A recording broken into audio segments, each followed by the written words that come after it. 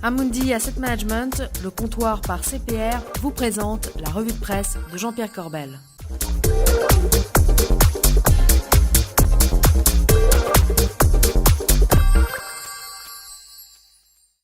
Bonjour, c'est mardi et c'est la revue de presse du Club Patrimoine en compagnie, comme toujours, de Jean-Pierre Corbel qu'on est ravi de retrouver parce que vous avez vu que la semaine dernière, il avait pris l'avion assez chaudement. Jean-Pierre, bonjour. Écoutez Bogdan, j'ai lâché mon trapèze, j'ai sauté de l'avion et cher ami, comme chaque mardi, je suis avec vous pour cette revue.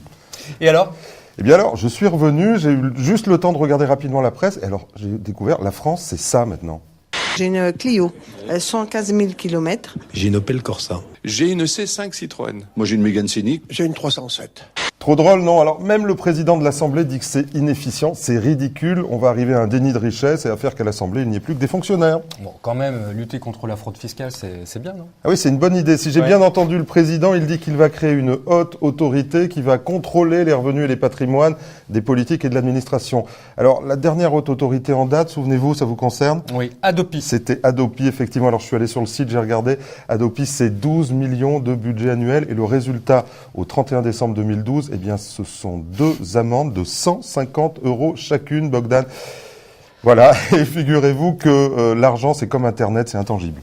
Bon, donc c'est quoi la solution? Eh bien, la solution, c'est de mettre fin au secret bancaire, comme le titre Le Monde. Regardez Le Monde qui nous dit que les verrous de l'Autriche et du Luxembourg sont en train de sauter. Mais en réalité, c'est pas l'Europe, c'est sous la pression des Américains. Bon, ça va dans le bon sens alors.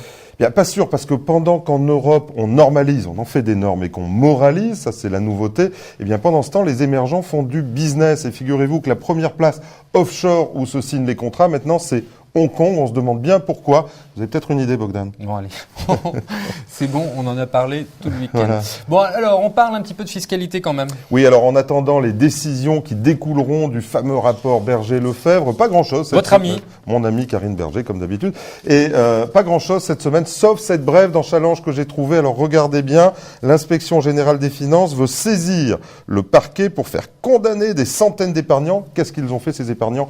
Ils ont souscrit plusieurs plans d'épargne logement. On sait qu'on a le droit à un seul, mais quand même que Bercy en arrive là, c'est qu'ils n'ont plus que ça à faire ou qu'on va vraiment gratter les fonds de tiroir. C'est ce qui s'appelle avoir des priorités. Oui. Bon, toutefois, pendant que vous étiez absent, vous savez que le taux à 10 ans, on a pu emprunter, la France a pu emprunter à pratiquement 1,75%. Ouais, c'est vrai, c'est pas cher. Alors, je vais me faire très naïf. C'est bien, hein? Ouais, c'est vachement bien, mais en fait, la réalité, ça vient de la guerre des monnaies. C'est le quantitative easing japonais.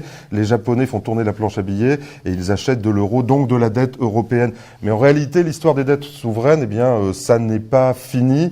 On a vu que Chypre, eh bien, l'ardoise montait 5 milliards d'euros. C'est pas grand-chose, mais pour Chypre, ça fait quand même beaucoup et ça n'est pas fini non plus. En Grèce, en Italie, en Espagne, au Portugal. On verra bien en France ce qui va se passer. En tout cas, Bogdan, moi je vous prédis un printemps avec une météo relativement chahutée encore. Et on est déjà au printemps. Oui, bon, allez, on se fait les tops. Alors, beaucoup de tops cette semaine et on va commencer par un article de Challenge qui met en avant les meilleurs gérants. Et regardez bien dans la catégorie Action France, Unioche de la Banque Palatine, Action Européenne, Renaissance Europe de Comgest et Action Small Caps, Moneta Micro-Entreprise. Alors, des fonds que nous avons cités. Je sais que vous n'aimez pas beaucoup ça, Bogdan, mais en fait, on n'en cite pas tant que ça dans cette émission. Et ces 3 fonds, nous les avons cités dans cette revue. Alors, continuez à nous suivre. Alors, vous avez le droit à un deuxième top. Eh bien, on va rester dans Challenge et je vais prêcher pour ma paroisse. Challenge qui classe les meilleurs masters en France. Et dans la catégorie gestion finance, un seul master de gestion de patrimoine. Devinez lequel? C'est le vôtre, c'est clairement exactement. Il est trop fort, et on Jean-Pierre. va faire comme aux Oscars, on va en profiter pour féliciter, pour citer bien sûr le doyen Aulagnier, les permanents, Catherine Orlac, Pascal Pinault, Geneviève Mirmont et tous les profs de Clermont qui font que ce diplôme reste au top depuis 20 ans. Bravo. Bon, alors un petit flop. Allez, un flop qui est un peu injuste pour rire. Alors, je vais vous parler d'Audrey Koenig. Vous la connaissez? Alors, je pense que vous allez l'habiller pour 3 saisons. Audrey Koenig, c'est déjà mon souffre-douleur il y a 6 mois. Ouais. C'est la directrice de la gestion privée à la banque 18-18. Mais il y en a qui gagne à tous les coups. C'est comme dans les classements. Et Audrey Koenig, elle est interviewée cette semaine dans Enjeu les Échos. Et regardez ce qu'elle nous dit.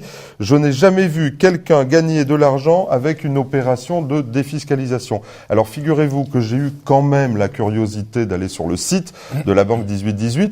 Et dans la rubrique Notre expertise, que nous dit cette banque? Eh bien, qu'ils ont des spécialités qui sont l'immobilier. On imagine bien que c'est de la défiscalisation, les œuvres d'art et des produits de défiscalisation. Alors Audrey, si tu nous entends, juste un peu de cohérence.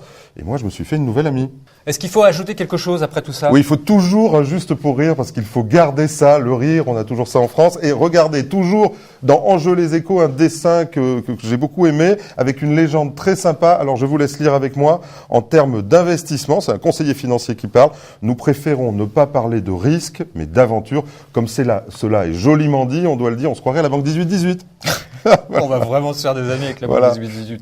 Côté zapping, là aussi, c'est chaud. La vidéo chez 18-18, c'est grandiose. C'est juste grandiose. Voilà. Jean-Pierre, merci beaucoup. Eh bien, c'était un plaisir. La semaine prochaine, un peu plus en forme, avec moins de jet lag. Quant à moi, il ne me reste plus qu'à vous remercier, de vous donner rendez-vous mardi prochain. D'ici là, gardez-vous bien.